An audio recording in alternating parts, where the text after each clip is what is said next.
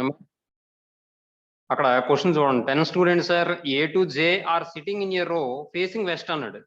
West వైపు face చేస్తున్నారట. West వైపు ఫేస్ చేసిన మనం జనరల్ గా తీసుకోవచ్చు అని చెప్పాను. ఏమండి? అయితే ఇక్కడ విషయం ఏంటంటే ఫస్ట్ ఏమన్నాడు, B and F are not sitting on either of the edges అన్నాడు. బిఎఫ్ ముందు హింట్లు రాసుకుంటాను. వాడు ఇచ్చిన ఇన్ఫర్మేషన్ అంతా కూడా హింట్స్ కింద రాస్తాను. 18 to 22 క్వశ్చన్స్ సంబంధించి క్వశ్చన్ అన్నమాట. బిఎఫ్ బి కానీ ఎఫ్ కానీ ఎన్ పాయింట్స్ లో ఉండవట. ఎన్ పాయింట్స్ లో ఉండవట. ఏమండి? Next G sitting left of D. G అనేది డికి లెఫ్ట్ లో ఉంటుందట. అది పక్కనే ఇమీడియట్ లెఫ్టా లేకపోతే లెఫ్టా అనేది తెలియదు.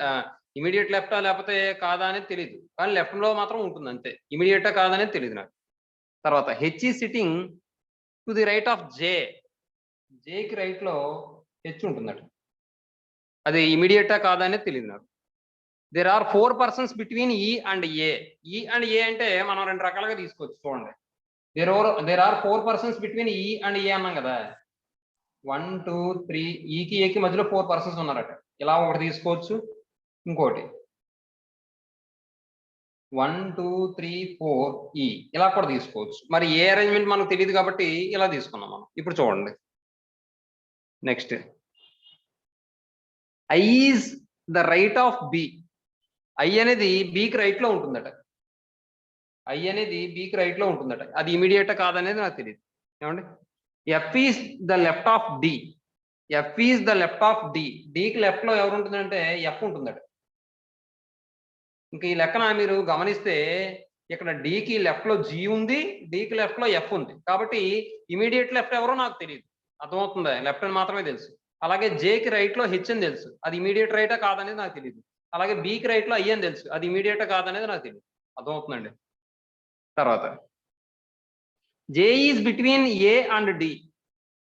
జే is between A and D. ఇక్కడ చూడండి, J is between A and D అంటే ఇప్పుడు మనం ఏ అండ్ డికి మధ్యలో జే ఉంది అని చెప్పి అంటున్నాడు కదా. నేను రెండు రకాలుగా చూపిస్తాను చూడండి. 1 2 3 4 ఏ ఎలా తీసుకుంటే వాడు ఏమన్నాడు, J is between A and D. ఏకి డికి మధ్యలో జే ఉంది అంటే నేను ఎలా తీసుకుంటున్నాను, ఇది ఒక వన్ ఆఫ్ ది వే. అలాగే ఇలా కూడా తీసుకుంటున్నాను నేను, అదో వే. ఏమండి? నెక్స్ట్ ఇప్పుడు ఏకి జే డికి మధ్యలో జే ఉంది అన్నాడు కాబట్టి ఇక్కడ కూడా తీసుకుంటాను నేను,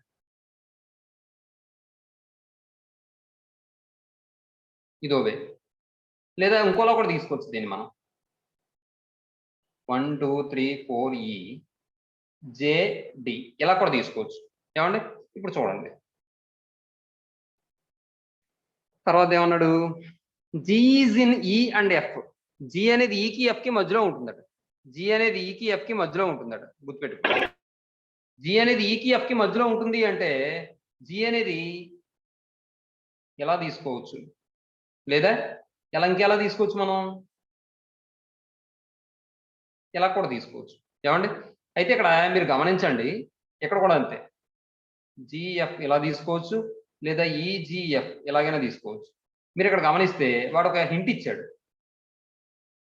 ఎఫ్ అనేది డీకి ఎటువైపు ఉండాలి? లెఫ్ట్. మరి ఈ arrangement, this type of arrangement తీసుకుంటే ఎఫ్ అనేది డీకి ఎటువైపు ఉంటుంది? Right side. రైట్ సైడ్ వచ్చేస్తుంది. కాబట్టి ఈ అరేంజ్మెంట్స్ అంతా కూడా తప్పు. అంటే మనం ఎలా తీసుకోవాలంటే ఈ విధంగానే తీసుకోవాలన్నమాట. మీకు అర్థమవుతుందండి? ఇప్పుడు ఈసారి ఈ అరేంజ్మెంట్ తీసుకుని దీంట్లో మనం ఫిక్స్ చేద్దాం. చూడండి ఒకసారి, ఇది ఇది రెండు చూస్తే సరిపోతుంది నాకు. చూడండి సార్, మళ్ళీ ఒకసారి సెకండ్ పాయింట్కి వెళ్ళండి. సెకండ్ పాయింట్ కాదు, థర్డ్ పాయింట్కి వెళ్ళండి. There are 4 persons between E and A. అది అయిపోయింది, ఏదో రెండు రకాలుగా రాసాం. తర్వాత I is the I is the right of B, F is the left of D అయిపోయింది. J is between A and D. J is between A and D అంటే ఈ విధంగా తీసుకున్నాం, ఈ విధంగా తీసుకున్నాం. తర్వాత G is in E and F. G is in E and F అంటే చూడండి ఒకసారి, ఈకి ఎఫ్ కి మధ్యలో జీ కదా, ఇక్కడ ఎఫ్ ఇక్కడ జీ తీసుకున్నాం అనుకోండి, ఇదో పద్ధతి. లేదా ఈ 1 2 3 4 ఏ జే డి ఈకి జీకి మధ్యలో ఎఫ్ ఉంటుందా? ఎఫ్కి ఈకి మధ్యలో జీ ఉంటుందా? ఏమన్నాడు? G is in E and F. ఈకి ఎఫ్కి మధ్యలో జీ ఉంటుందండి. ఏమంటే ఎలాగైనా తీసుకోవచ్చు లేదా ఎలాగైనా తీసుకోవచ్చు. నేను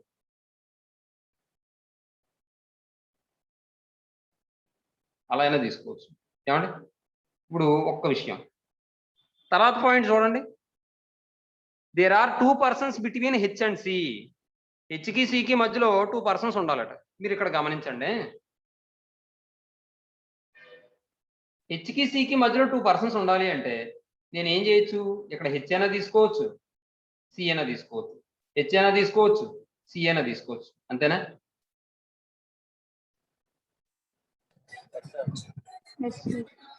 అర్థమవుతుందండి? అంటే ఇక్కడ నేను హెచ్ అయినా తీసుకోవచ్చు, సి అయినా తీసుకోవచ్చు, లేదా హెచ్ అయినా తీసుకోవచ్చు, సి అయినా తీసుకోవచ్చు.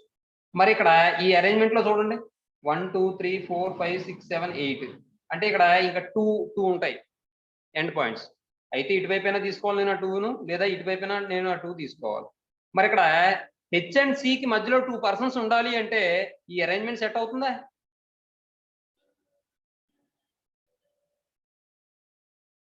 అర్థమైంది? అవ్వాలి సార్. ఇక్కడ ఈ టూ ప్లేసెస్ ఇక్కడ తీసుకున్నాం అనుకోండి, హెచ్ కి సికి మధ్యలో 2 పర్సన్స్ ఉండాలంటే ఈ అరేంజ్మెంట్ సెట్ అవ్వదు కదా. అలాగే పోనీ ఇటువైపు తీసుకున్నాం అనుకోండి ఆ 2 పర్సన్స్, అప్పుడు కూడా అరేంజ్మెంట్ సెట్ అవ్వదు. కారణం ఏంటంటే మధ్యలో ఈజిఎఫ్ ముగ్గురు వచ్చేస్తున్నారు, ఇద్దరే ఉండాలి హెచ్కి సికి మధ్యలో. కాబట్టి ఇది కూడా సెట్ కాదు, ఈ టైప్ ఆఫ్ అరేంజ్మెంట్ సెట్ కాదు. ఇప్పుడు ఈ రెండు చూడండి, ఇప్పుడు ఈసారి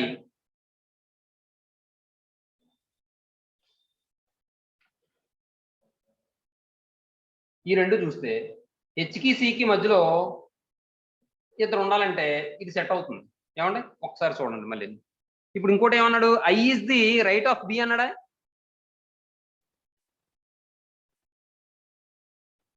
ఇంకో విషయం, 1 2 3 4 5 6 7 8 9 10 అడ్జస్ట్ చేసినట్టు. మరి ఎండ్ పాయింట్ లో ఎవరున్నారు?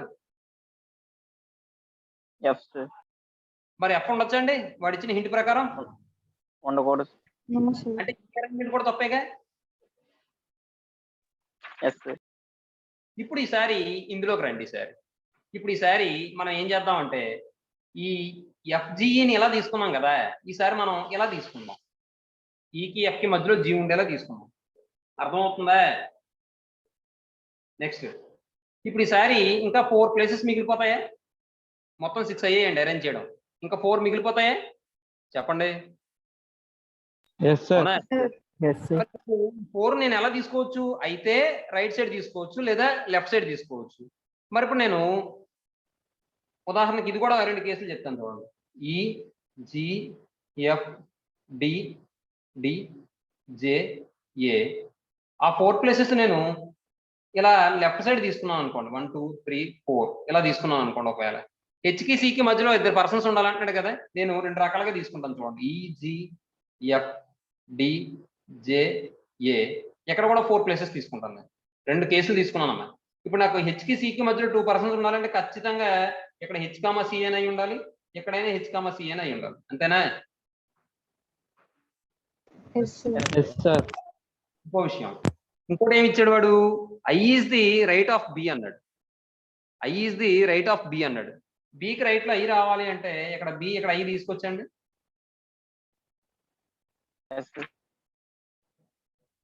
అర్థమవుతుందండి?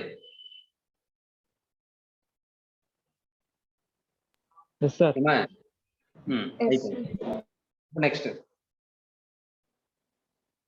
హెచ్కి సికి మధ్యలో 2 పర్సన్స్ ఉన్నారు. I is the right of B అయ్యింది. Next F is the left of D అయ్యింది. నెక్స్ట్ 3 3 6 4 10 సరిపోయింది. లెఫ్ట్ ఆఫ్ డి అయిపోయింది. దేర్ ఆర్ 4 పర్సన్స్ ఈ అయిపోయింది. G sitting left of D, అయిపోయింది. H is sitting to the right of J. అమ్మా ఈసారి చూడండి, H అనేది జేకి ఎటు ఉండాలి? రైట్ సైడ్ ఉండాలి. కానీ ఈ అరేంజ్మెంట్ తీసుకుంటే ఎటువైపు వస్తుంది? లెఫ్ట్ సైడ్ వస్తుంది. అంటే నేను ఇన్ని అరేంజ్మెంట్ తీసుకోకుండా నోటితో చెప్పచ్చు, మీకు అర్థం అవుతుందా లేదా అన్న ఉద్దేశంతో నేను ఇన్ని అరేంజ్మెంట్ తీసుకున్నాను. నేను తీసుకోకుండా జనరల్ గా ఇక్కడ 4 తీసుకుంటే హెచ్ గాని సి గాని ఇటువైపు వస్తుంది కాబట్టి జేకి లెఫ్ట్ సైడ్ వస్తుంది హెచ్, మరి జేకి రైట్ సైడ్ కావాలి కాబట్టి హెచ్. ఈ అరేంజ్మెంట్ సెట్ అవుతుందా? అవ్వదు సార్. కాబట్టి ప్లేసెస్ మనం ఎటువైపు తీసుకోవాలి? రైట్ సైడ్ తీసుకోవాలి. ఇక్కడ మనకి హెచ్ కి సి కి మధ్యలో 2 పర్సన్స్ ఉండాలి కాబట్టి ఇక్కడ హెచ్ ఎన్ అయ్యి ఉండొచ్చు, సి ఎన్ అయ్యి ఉండొచ్చు. ఇక్కడ కూడా హెచ్ ఎన్ అయ్యి ఉండొచ్చు, సి ఎన్ అయ్యి ఉండొచ్చు. ఇక్కడ హెచ్ ఫిల్ చేస్తే ఇక్కడ సి అవుతుంది, ఇక్కడ సితో ఫిల్ చేస్తే ఇక్కడ హెచ్ అవుతుంది. అర్థమవుతుందా? నెక్స్ట్ ఇంకెవరున్నారు? బిఐ. బికి రైట్ లో అయ్యి ఉన్నాడు కాబట్టి బిఐ. అర్థమవుతుందమ్మా? సరిపోయిందా మీ adjustment? Yes sir. Yes sir. ఇంతేనమ్మా. ఇప్పుడు ఈసారి క్వశ్చన్ చూసుకోండి, ఇది కరెక్ట్. ఈసారి క్వశ్చన్ చూడండి. 18th క్వశ్చన్ ఏమంటాడు వాడు? Who is sitting at the 7th place counting from left. Left నుంచి కౌంట్ చేస్తే 7th ప్లేస్ లో ఎవరున్నారు? 3, 3, 6, 7. HRC. Yes sir. Either HRC. Option D అమ్మ.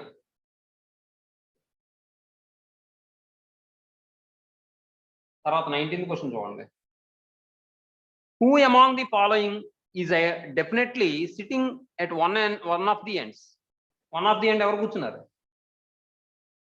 డెఫినెట్ గా కూర్చున్న వాళ్ళు ఎవరు? ఈ ఆప్షన్ సి. 20th క్వశ్చన్ చూడండి. Who are immediate neighbours of I. ఐకి ఇమీడియట్ నైబర్ ఎవరు? మనం చెప్పగలమా? బి ఒకడు ఉన్నాడు, చెప్పచ్చు. కానీ మరి ఇక్కడ హెచ్ఎస్ సి అనేది చెప్పలేం కాబట్టి కెనాట్ బి డిటర్మైన్డ్. అర్థమవుతుందమ్మా?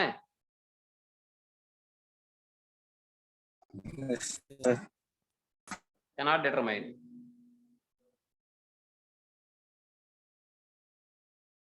అంటే ఆప్షన్ డి అమ్మ. 21st క్వశ్చన్ చూడండి. Who is sitting second left of D. డికి సెకండ్ లెఫ్ట్ లో ఎవరు కూర్చున్నారు? జి. Option A. తర్వాత 22nd క్వశ్చన్ చూడండి.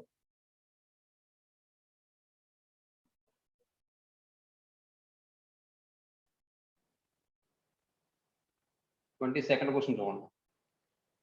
If G and A interchange their positions then who become the immediate neighbour of E. జీని ఏని position మారిస్తే ఈకి ఇమీడియట్ నైబర్ ఎవరు అవుతారు? జీని ఏని పొజిషన్ మారిస్తే ఈ యొక్క ఇమీడియట్ నైబర్ ఎవరు అవుతారు? Yes sir. Only A. అంటే ఆప్షన్ సి అమ్మ. అదమ్మ విషయం. నెక్స్ట్ ఈసారి తర్వాత క్వశ్చన్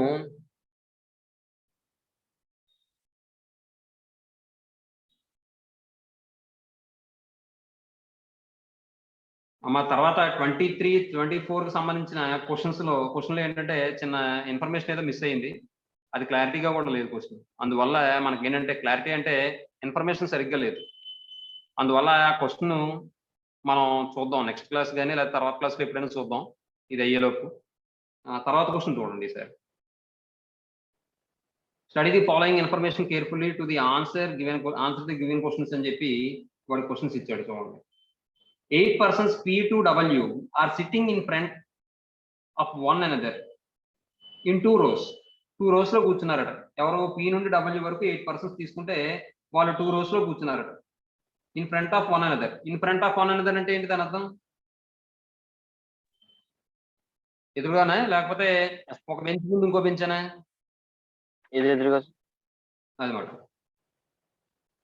ఆల్రెడీ ఇలాంటి మోడల్ సమ్మౌట్ చేసాం. అదేవిధంగా ఇది కూడా చేయాలి. చూడండి.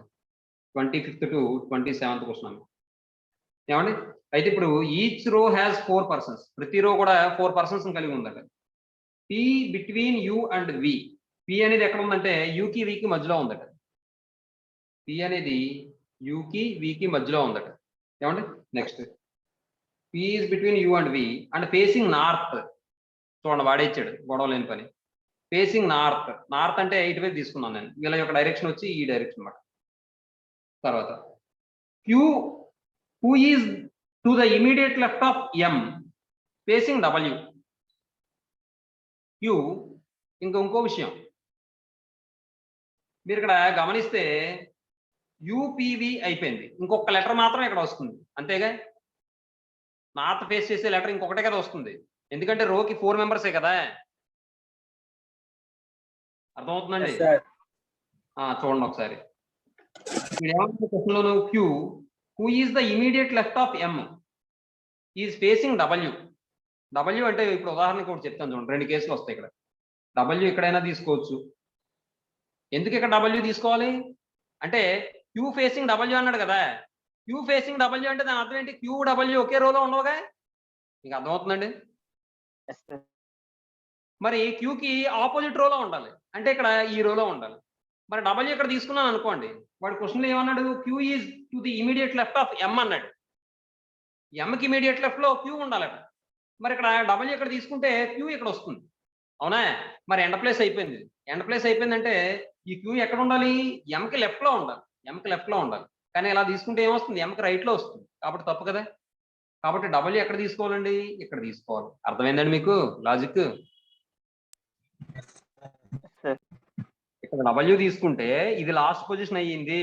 దీన్ని క్యూ ఫేస్ చేయాలి. ఇక్కడ క్యూ తీసుకున్నాం అంటే వాడు ఇచ్చిన క్వశ్చన్ ప్రకారం ఎంకి లెఫ్ట్ లో ఉంటుంది క్యూ. కానీ ఇక్కడ క్యూ తీసుకుంటే ఇక్కడ చచ్చినట్టు ఎంకి రైట్ లో అయిపోతుంది క్యూ. మరి తప్పు కదా అది. అందుకని ఇక్కడ డబ్ల్యూ ఇక్కడ తీసుకోకూడదు. ఇక్కడ తీసుకోవాలి. ఇక్కడ మనం తీసుకున్నాం అనుకోండి. ఇప్పుడు ఈసారి డబ్ల్యూని ఎవరు ఫేస్ చేస్తున్నారు? క్యూ. ఈ క్యూ ఎవరికి లెఫ్ట్ లో ఉంది? ఎంకి. మరి వీళ్ళు ఏ డైరెక్షన్ లో చూస్తారు? సౌత్. అర్థమవుతుందండి? వాడు in front of one another అన్నాడు కదా. ఎదురెదురుగా కూర్చున్నారన్నమాట. ఎదురెదురుగా కూర్చున్నప్పుడు ఎంకి లెఫ్ట్ లో క్యూ ఉన్నది అంటున్నాడు. ఎంకి లెఫ్ట్ లో క్యూ అంటే సరిపోయిందిగా. మనకు రైట్ ఇక్కడ లెఫ్ట్ వస్తుంది కదా. అర్థమైందమ్మా? తర్వాత కంటిన్యూషన్ చూడండి. R is between T and M. టీకి ఎంకి మధ్యలో ఆర్ ఉందట. ఇంకేముంటుంది ఇక్కడ? ఇదేగా. టీకి ఎంకి మధ్యలో ఆర్ ఉందట. అర్థమవుతుందండి?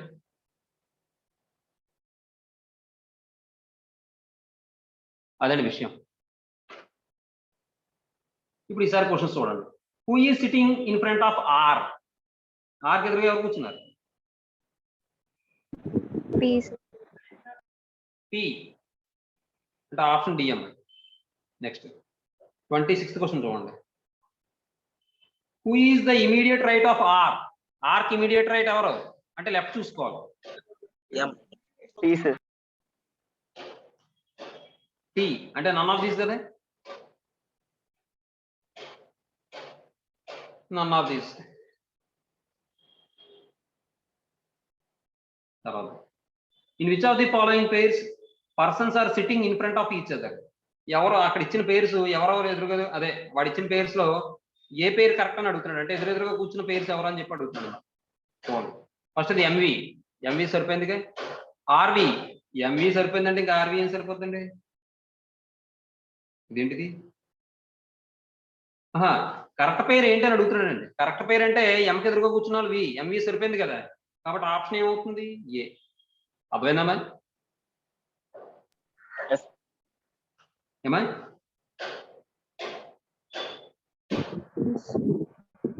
అర్థమైందంటే కనీసం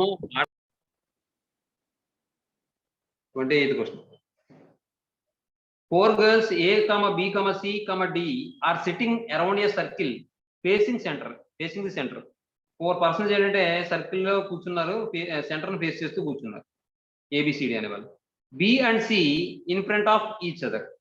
B and C in front of each other అంటే దాని అర్థం ఏంటి? BC ఎదురెదురుగా కూర్చున్నారు అన్నమాట. ఏమండి?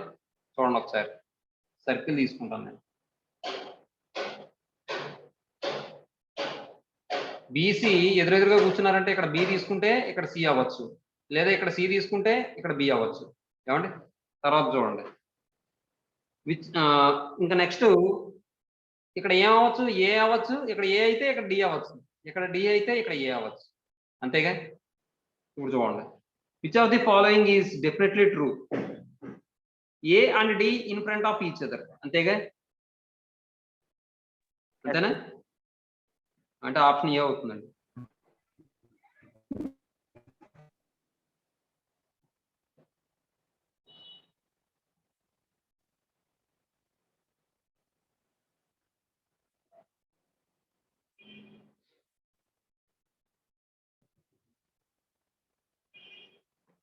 అంటే option A.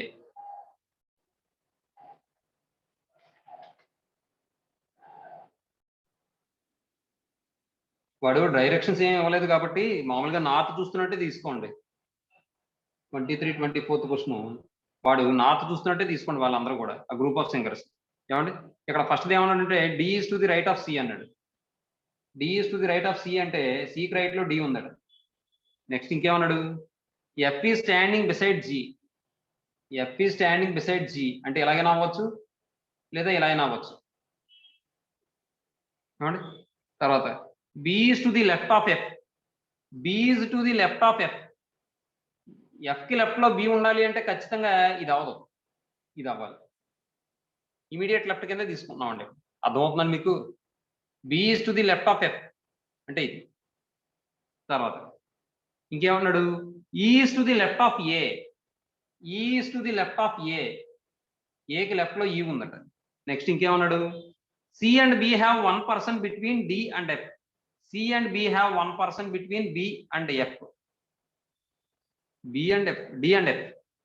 C and B have 1% between D and F అంటే ఇక్కడ సికి డికి మధ్యలో ఒక పర్సన్ ఉన్నారని, అలాగే బికి ఎఫ్కి మధ్య, డికి ఎఫ్కి మధ్య, అలా కాదు sorry, C and B have 1%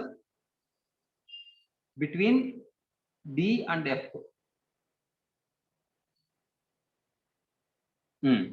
సికి బికి మధ్యలో ఒక పర్సన్ ఉన్నట్టు, అలాగే డికి ఎఫ్కి మధ్యలో ఒక పర్సన్ ఉన్నట్టు తీసుకోండి.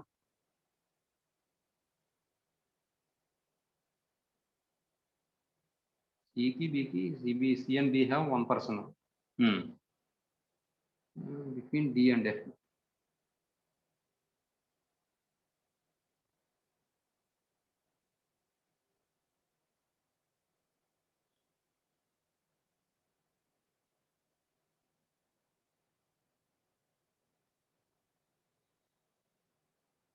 అంతేనమ్మా. సికి బికి మధ్యలో ఒక పర్సన్ ఉన్నారట. సికి బికి మధ్యలో ఒక పర్సన్ ఉన్నారట. నెక్స్ట్ తర్వాత డికి ఎఫ్కి మధ్యలో ఒక పర్సన్ ఉన్నారట. డికి ఎఫ్కి మధ్యలో ఒక పర్సన్ ఉన్నారట. అర్థమవుతుందమ్మా?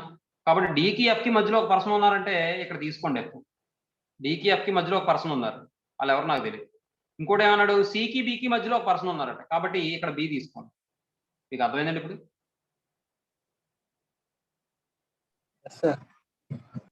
ఇప్పుడు ఈసారి చూడండి, ఇది అయిపోయింది. నెక్స్ట్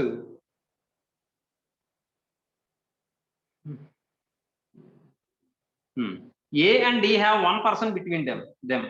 ఏకి డికి మధ్యలో ఒక పర్సన్ ఉన్నారట, అంటే ఇక్కడ ఏ తీసుకోండి. ఏకి డికి మధ్యలో ఒక పర్సన్ ఉన్నారు కాబట్టి ఏ కింద తీసుకోండి. ఏకి డికి మధ్యలో సి ఉన్నట్టు. ఇంకేమన్నాడు, నెక్స్ట్ ఇంకేం ఉండిపోయింది మనకి, ఈ ఉండిపోయింది. ఆ ఈ ఎక్కడ తీసుకోవాలో చూడాలి మనం. అలాగే జీ కూడా ఉండిపోయింది అమ్మాయి. ఇప్పుడు ఒకసారి ఏ చూడండి, is to the left of A అన్నాడు. Is to the left of A అంటే ఏకి లెఫ్ట్ లో ఈ అట. ఏమండి నెక్స్ట్ ఇప్పుడు జీ గురించి చూడండి.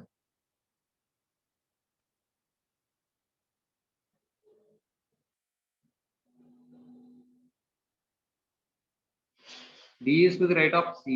F is standing beside G. F is standing beside G కాబట్టి G పక్కన ఉండాలి కాబట్టి F అనేది ఇక్కడ G తీసుకోండి. ఈ విధంగా వస్తుందండి అరేంజ్మెంట్. ఏమండి ఇక్కడ 23rd క్వశ్చన్ ఏంటో చూడండి. Who is on the second extreme right? Second extreme right. Right నుంచి సెకండ్ పర్సన్ ఎవరు? ఎక్స్ట్రీమ్ ఎండ్ నుంచి, రైట్ ఎక్స్ట్రీమ్ ఎండ్ నుంచి సెకండ్ పర్సన్ ఎవరు? ఎఫ్ అమ్మాయి. అంటే ఆప్షన్ బి అవుతుందమ్మా, ఎఫ్. తర్వాత 24th క్వశ్చన్ చూడండి. If you start counting from left అంటే లెఫ్ట్ హ్యాండ్ నుంచి, on which number is B? B అనేవాడు ఎన్నోవాడు అవుతాడు? 1 2 3 4 5 ఫిఫ్త్ మెంబర్ అవుతాడు. అంటే ఆప్షన్ డి అమ్మ.